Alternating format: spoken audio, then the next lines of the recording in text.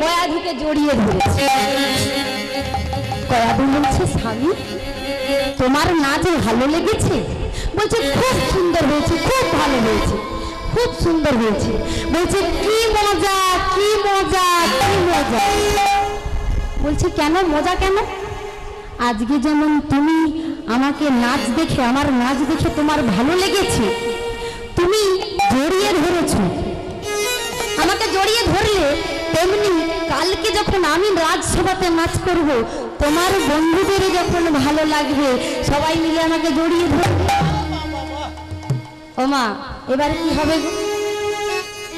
স্বামীর কাছে যদি বলে যে তোমার বন্ধুরা আমাকে জড়িয়ে ধরবে, স্বামী কি করবে? 100,000 ভোল্টে কথা বলছিল, তখন বলছে না না না না না না না। বলছে কি না? তোমাকে আর রাজসভাতে নৃত্য করতে হবে, তোমাকে রাজসভাতে যেতেই হবে। বলছে আমার কত দিনের ইচ্ছা ছিল আমি একটু যাব, আমি রাজসভাটা কেমন ডেকোরেশন করা আছে আমি একটু দেখবো, তুমি না বললে। আচ্ছা তুমি যখন বলছো, তুমি তো আমার স্বামী, তুমি যখন বলছো আমি তাহলে যাব। ও মা, তাহলে এতক্ষণ ধরে মা কয়াধু যেই কায়দাটা বের করেছে, কে জগিয়েছে কায়দাটা? কে জোগান? আমার আপদে গোবিন্দ, বিপদে গোবিন্দ, গোবিন্দ আমার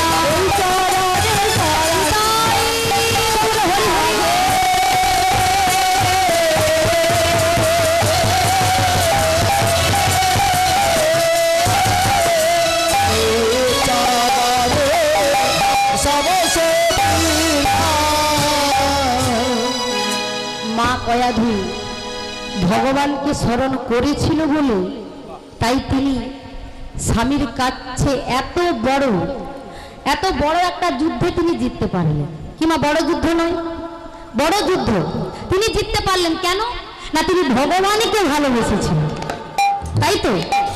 তাহলে ভালোবাসতে হবে কার মতো? কার মতো?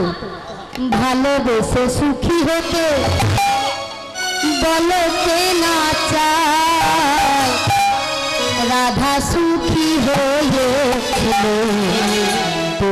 শ্যামা, আমিও রাধার মতো ভালোবেসে যাবে, হয় কিছু পাবো নয় সবই হারাবো, এই চেয়ে থাকা প্রাণী সয় না, সবাই তো সুখী হতে চায়, সুখী হয় কেউ হয় না, জানি না বলে জানো সত্যি কিনা, জানি না বলে জানো সত্যি কিনা, কপালে সবার সুখ সয় না, সবাই তো সুখী হতে চায়, তুমি সুখী হয় কেউ হয় না, ভালোবেসে সুখী হতে বলো কে না চায়, ভালোবেসে সুখী হতে বলো কে না চায়, আমিও রাধার মতো ভালোবেসে যাবো, সবাই তো সুখী হতে চায়, তুমি সুখী হয় কেউ হয় না, জানি না বলে লোকে সত্যি কিনা, জানি না বলে লোকে সত্যি কিনা, কপালে সবার সাথী সুখ সয় না, সবাই তো সুখী হতে চায়, তুমি সুখী হয় কেউ হয় না, তুমি সুখী হয় কেউ হয় না। রাধার মতো যে ভালোবাসতে পারবে সেই ভগবানকে পাবে। নিতাই গৌর হরি হরি মা কয়া তিনি যেই স্বামীর কাছ থেকে যেই এই কথা শুনেছে খুব আনন্দ, বলছে স্বামী তাহলে আমি রাজসভাতে যাব না, বলছে না তোমাকে যেতে হবে। এই হরি নামের কথাতে, হরির স্মরণে, হরি নামের মধ্যে কি হলো মা, হিরণ্যকশিপুর কয়াধুর কাছ থেকে শুনছে হরি দেখতে কেমন, হরি কি করে, হরি কোথায় যায়, হরি কি সেবা করে, এই কথাগুলো শুনছে। আর শুনতে শুনতে মা কয়াধুর গর্বে কেলো মা, ভক্ত প্রহ্লাদ তিনি একটু একটু করে বড় হচ্ছে, তিনি গর্ভবতী হয়ে গেলেন। আর এদিকে মন্দার পর্বতে তিনি ব্রহ্মার ধ্যান করতে চলে গেলেন, আরো বীর হবে বলে, হিরণ্যকশিপুর বীর হবে বলে তিনি মন্দার পর্বতে চলে গেল 1000 বছর, 1000 বছর তিনি মন্দার পর্বতে চলে গেলেন। আর এদিকে ইন্দ্রদেব শুনতে পেয়েছে যে হিরণ্যকশিপুর বাড়িতে নেই, মন্দার পর্বতে আছে, তাই তিনি কি করলেন না, কয়াধুকে চুলের মুঠি ধরে টানতে টানতে তিনি হুড় করে নিয়ে যাচ্ছে। নিয়ে যাচ্ছে কেন? নিয়ে যাচ্ছে তার গর্ভে আছে কে মা, হিরণ্যকশিপুরের ছেলে, অসুরের ছেলে অসুরই হবে। ও মা, যে চোর হয় তিনি ভাবে যে উনি চোর করেছে, চুরি করেছে, এই বুঝি চুরি হয়ে গেল। যে চোর তারই মনে চোর থাকে, তিনি লোককে বলে যে চোর, তার মনে মনে হচ্ছে যে আমাদের রক্ষা করবে কে, রক্ষা করার তো কেউ নেই। হিরণ্যকশিপুর এত বীর, এত অহংকারী, সবাইকে মেরে দেবে। তাই তিনি ভেবেছে যে হিরণ্যকশিপুরের ছেলে আছে ওই কয়াধুর গর্ভে, তাহলে এখন যখন হিরণ্যকশিপুর নেই, তাহলে আমরা ওর ছেলেকে মেরে দেবে। এই ভেবে চুলের মুঠি ধরে টানতে টানতে নিয়ে যাচ্ছে, আর রাস্তাতে দেখা হয়ে গেল কার? রাস্তায় দেখা হয়ে গেল নারদ ঋষি। নারদ ঋষি দেখতে পেয়ে বলছে, কি তুমি কি করছো? কি তুমি একটা নারীর চুলে হাত দিয়েছ, নারীকে স্পর্শ করেছ, আর নারীর চুলে হাত দিয়ে টানতে টানতে নিয়ে যাচ্ছ? তুমি একজন দেবতা হয়ে তুমি এই রকম স্বভাব করছো? যেই না বলেছে হাত জোড়ো করে বলছে, ঋষি ঠাকুর, নারদ ঋষি, তুমি জানো না হিরণ্যকশিপুরের ছেলে এই কয়াধুর গর্ভে আছে, শত্রুর ছেলে শত্রু, আমাদের মেরে দেবে, তাই আমি আগে ভাগেই আমি মেরে দিচ্ছি। বলছো তুমি কি করে জানলে যে এই কয়াধুর গর্ভে তোমার শত্রুর ছেলে আছে? এ তো তোমাদের উদ্ধার করতে পারে, তোমার মিত্র হতে পারে, শত্রু না হয়ে মিত্র হতে পারে। যেই না বলেছে ইন্দ্রদেব কয়াধুকে ছেড়ে দিয়ে প্রণাম করে তিনি চলে গেলেন, প্রণাম করে চলে গেলেন। আর এদিকে নারদ ঋষিও যাচ্ছে, যাবে যেই এক পা বাড়িয়েছে, মা কয়াধু চরণে জড়িয়ে দেবে বলছে, নারদ ঋষি, আপনি তো আমাকে এখানে বাঁচালেন, কিন্তু আমার স্বামীর অনেক শত্রু আছে, যদি রাস্তায় অন্য কেউ যদি আমাকে আক্রমণ করে আমাকে তখন কি বাঁচাবে? তুমি আমাকে তোমার আশ্রমে নিয়ে চলো। যেই না বলেছে আশ্রমে নিয়ে চলো, আশ্রমে নিয়ে চলো, নারদ ঋষি বলছে ঠিক আছে তুমি আমার সঙ্গে আশ্রমে যাও। আর যেই না আশ্রমে বলেছে, এবার মা কয়াধু মনে মনে ভাবছে যে নারদ ঋষি, আমার তো আর 3 মাস পরে আমার সন্তান জন্ম নেবে, তখন তো তোমার আশ্রমটা খারাপ হয়ে যাবে, পরিবেশটা খারাপ হয়ে যাবে, অপবিত্র হয়ে যাবে। না না আমি যাব না। বলছে না না তুমি চলো, আমি তোমাকে আশীর্বাদ করেছি, তোমার সন্তান জন্ম নেবে, তোমার স্বামী যখন মন্দার পর্বত থেকে বাড়ি ফিরে আসবে তখনই জন্ম। ওমা কত বছর? 1000 বছর পরে স্বামী ফিরে এলেন, আর এদিকে মা কয়াধু গর্ভ থেকে জন্ম নিলেন কে? ভক্ত প্রহ্লাদ। আর প্রহ্লাদ জন্ম নিলেন, আশ্রমে ছিলেন। আশ্রমে কি করত? নারদ ঋষি ভাগবত পাঠ করতো, ভগবানের নাম করতো, ভগবানের প্রসাদ সেবা করাতো, এইসব সেবা করতে করতে বড় হয়েছে। মাতা হবে যেমন তোর, পুত্র হবে তেমন তোর। মাতা যদি ভালো হয়, মাতা কি বলছে? মাটি, মাটি যদি ভালো হয় ফসল ভালো হবে, আর মাটি যদি খারাপ হয় বীজ যতই ভালো দেওয়া হোক না কেন, আমার বাবা বলছেন না লেগে যাবে। আপনারা সবাই জানেন, তাই বলছে মাতা হবে যেমন তোর, পুত্র হবে তেমন তোর। মাতা, তাই এদিকে সেই মায়ের গর্ভ থেকে জন্ম নিলেন প্রহ্লাদ, ভক্ত প্রহ্লাদ। আর দেখতে দেখতে ছেলে বড় হয়েছে 5 বছরের। আর যেই না 5 বছরের হয়েছে, হিরণ্যকশিপুর বলছে ছেলেকে একবার কোলে নিয়ে জিজ্ঞাসা করব কে বড়। ওমা মনে মনে ভাবছে, এবার ছেলেকে ডাকছে, এই খোকা আয় আমার কাছে আয়। এবার কাছে ডেকে এই জানুতে বসিয়ে বলছে, এই বাবা, এই বাবা আয়, শোন শোন, আচ্ছা তুই কি ভালো খেয়েছিস বলতো? আজকে তুই কি ভালো খেয়েছিস? যেই না বলেছে কি ভালো খেয়েছিস, আবার বলছে বলছে বাবা আমি বলবো? বলছে হ্যাঁ তুই সত্যি করে বল, সত্যি করে বল তুই কি ভালো খেয়েছিস। মনে মনে ভাবছে যে বাবা যখন বলেছে সত্যি বলতে আমি সত্যিটাই বলবো। বলছে বাবা আমি হরির প্রসাদ খেয়েছি। আর যেই না বলেছে প্রসাদ খেয়েছি, ছেলেকে দূরে দূরে থেকে, তুই আমার কাছে এসে তুই হরির নাম করছিস, এই দূরে ফিকে দিলেন। আর এদিকে মন্ত্রী মশাই তিনি কানের কাছে এসে বলছে, রাজা মশাই ও তো ছোট্ট ছেলে, ও তো জানে না, ও তো জানে না যে এই অসুরের কাজকর্ম কি, জানে না তো, তাই একে তুমি লেখাপড়া শেখাতে দিতে হবে, আশ্রমে দিতে হবে। ওমা সন্দক আর অমর্ক শুক্রাচার্যের 2 ছেলে, তাদের আশ্রমে দিতে হবে। তা পড়াশোনা করবে।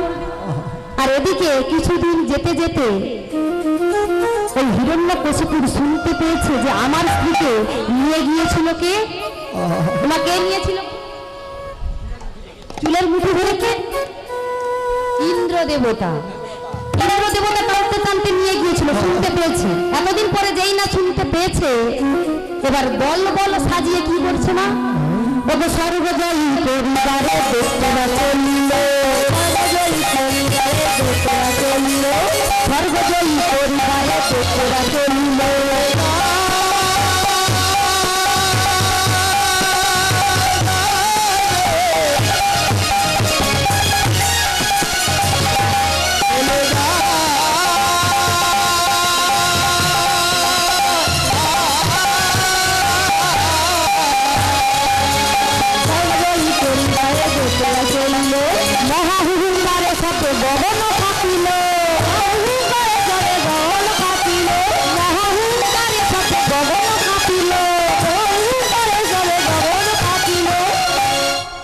স্বর্গ মর্ত পাতাল সব কাঁপছে। কেন কাঁপছে?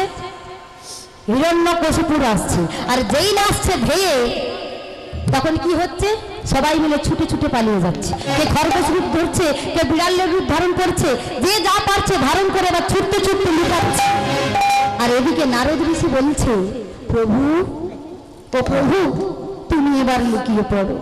যদি তোমাকে ধরতে একবার পারে না, তাহলে তোমাকে মেরে দেবে, তুমি লুকিয়ে পড়ো। যেই না বলেছে লুকিয়ে পড়ো, স্বয়ং হরি তিনি বলছে, নারদ ঋষি, আমি যদি লুকিয়ে পড়ি তোমার আনন্দ হবে? হ্যাঁ প্রভু, তুমি লুকিয়ে পড়ো, ওই আসছে, এই এলো বলে। যেই না বলেছে, বলছে ঠিক আছে আমি লুকিয়ে পড়ছি।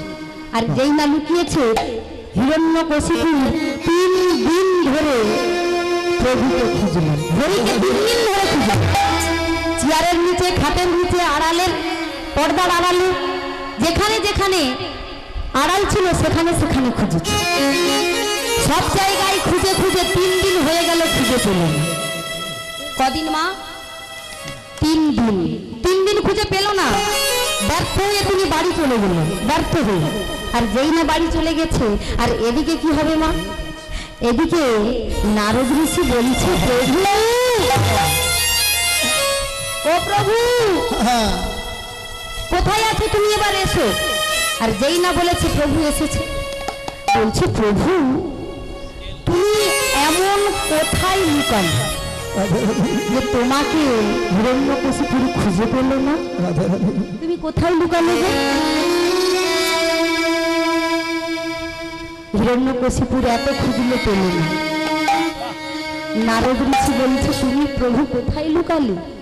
যেই না বলেছে কোথায় লুকালে, প্রভু বলছে, হরি বলছে, শোনো নারদ ঋষি, আমি কোথায় লুকিয়েছিলাম জানো? বলছে কোথায়?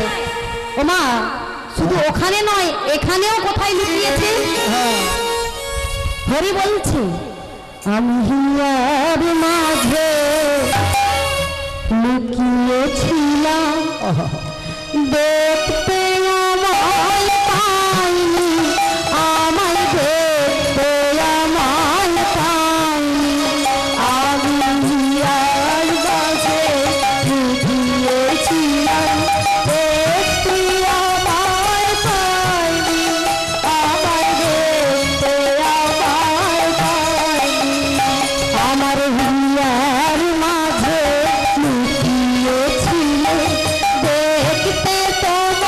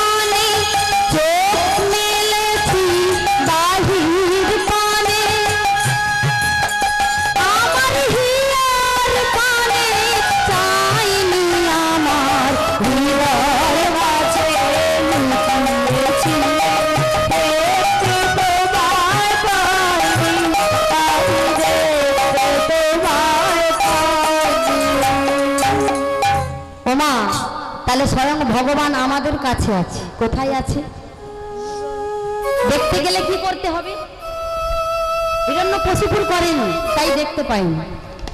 ওমা আপনাদের বলে দিলাম কি করতে হবে। যদি ধরুন এখানে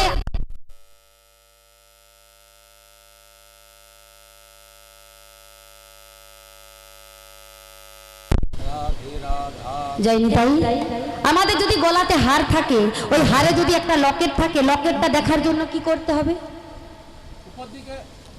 আমার বাবা বলছে উপর দিকে মুখ করতে হবে। কি করব গো?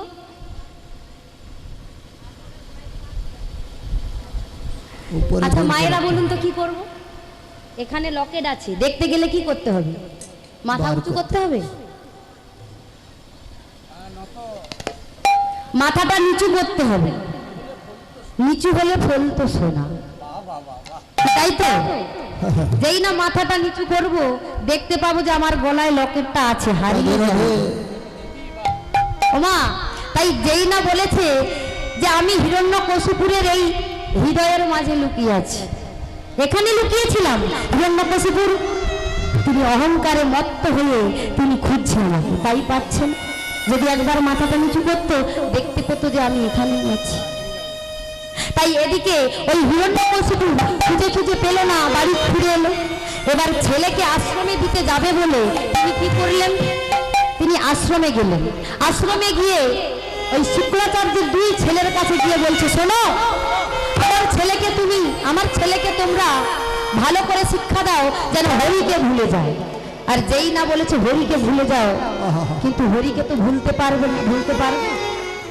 সে ভুলতে পারবে না, কিন্তু অনেক কষ্ট করে অনেক কিছু করেও তবু ভোলাতে পারবে না। এই যেই না ভোলাতে না পারলেন, তখন তার বাবা আবার তাকে ধরে নিয়ে গেলেন। নিয়ে গিয়ে তিনি এবার শাসন করলেন যে ওরা যখন পারছে না, এবার আমাকেই করতে হবে। এবার ছেলেকে নিয়ে সেনাকে বলছি, মন্ত্রীকে বলে দিয়েছে, শোনো, একে নিয়ে যাও, পাহাড়ের উঁচু থেকে ফেলে দাও, পাহাড়ের উঁচু থেকে। আর নিয়ে গিয়ে পাহাড়ের উঁচুতে ফেলে দিলেন, উঁচু থেকে নিচে ফেলে দিলেন, কিন্তু বর্ণনা স্বয়ং ভগবান ধরে নিয়ে নামিয়ে দিলেন। আবার বলছে বিষধর সাপের খাঁচার ভিতরে ঢুকিয়ে দাও।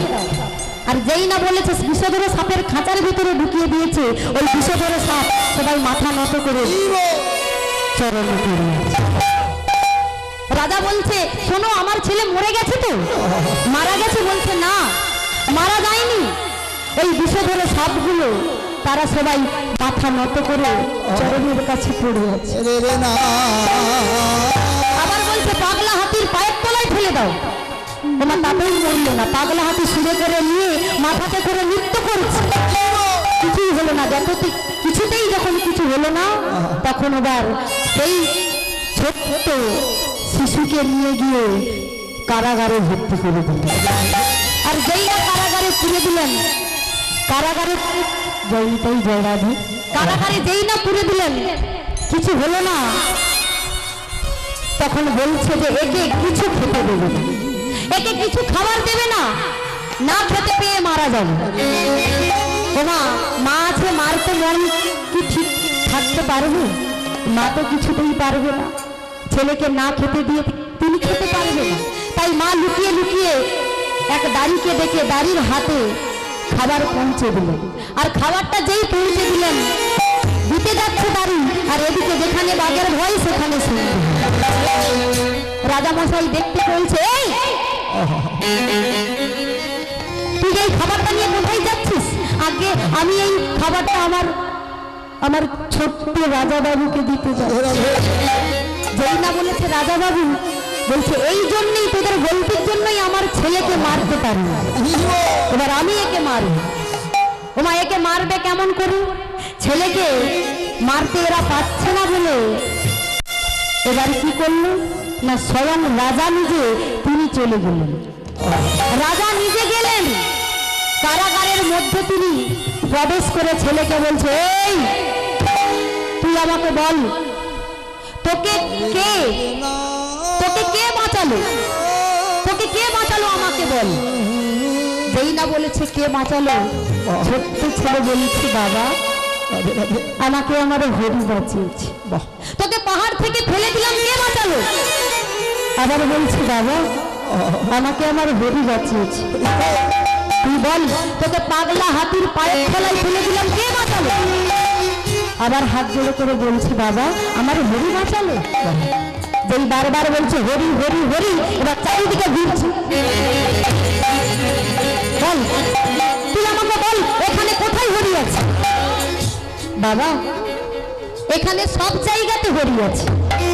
বলছে সব জায়গায় হরি আছে? বলছে হ্যাঁ সব জায়গায় হরি আছে। বলছে আচ্ছা এই স্তম্ভের মধ্যে হরি আছে? বলছে হ্যাঁ বাবা এখানেও হরি আছে। এই স্তম্ভে হরি আছে? বলছে হ্যাঁ হরি আছে। যেই না বলেছে হরি আছে, এবার গদা দিয়ে হিরণ্যকশিপুর একবার মাত্র স্তম্ভ আর যেই মারলেন, এবার কি হবে মা? ওই স্তম্ভ থেকে বেরিয়ে এলেন স্বয়ং ভগবান। স্তম্ভ থেকে বেরিয়ে এলেন, আর বেরিয়ে এলেন কে? নরসিংহ। অর্ধেক নর আর অর্ধেক পুরুষ বেরিয়ে এসেছে, হুঙ্কার করতে করতে বেরিয়ে এসেছে। আর হিরণ্যকশিপু বলছে তুমি কে? এবার পিছতে পিছতে পিছতে পিছতে হাতে যেই না ঠেকে গেছে, আর কোথাও যাওয়ার জায়গা নেই। আর যেই না ঠেকে গেছে বলছে তুমি কে? আমি হরি। তুমি হরি? তুমি আমাকে মারতে পারবে না, তুমি আমাকে মারতে পারবে না। আমাকে ব্রহ্মা বর দিয়েছে, আমি দিনে মরবো না, আমি রাত্রে মরবো না। এবার হিরণ্যকশিপুর যেই না বলেছে, স্বয়ং ভগবান ওই হিরণ্যকশিপুর জানিতে বসিয়ে বলছে এটা চেয়ে দেখ, এটা দিন নয়, এটা রাত্রি নয়।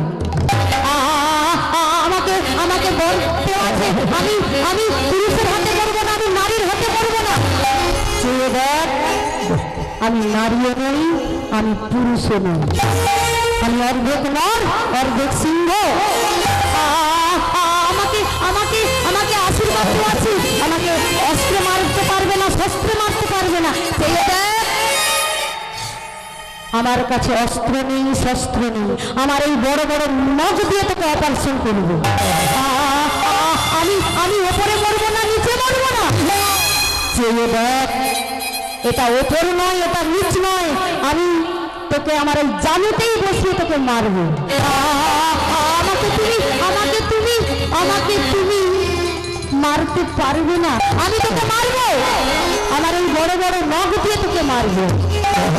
আমাকে মারতে পারবে না, আমি দিনে মরবো না, রাত্রে মরবো না। এটা দিন নয়, রাত নয়। এবার এই বড় বড় নখ দিয়ে যেই না পেটে আঙুলটা দিয়ে যেই না চিরে দিলেন, ওই নাড়ি ভুড়ি বেরিয়ে গেছে। আর এদিকে একদিকে বসে আছে, হাত জোড়ে করে বসে আছে মা কয়াধু, আর একদিকে বসে আছে সেই ভক্ত প্রহ্লাদ। আর এই ভক্ত প্রহ্লাদ আর কয়াধু হাত জোড়ে করে বসে আছে, আর এত হুঙ্কারে এত গর্জন করছে, কেউ দেবতা যেতে পারছে, কোনো দেবতাই যেতে পারছে না কাছকে। ভক্ত প্রহ্লাদ আস্তে আস্তে করে গিয়ে বলছে প্রভু তুমি এসেছো।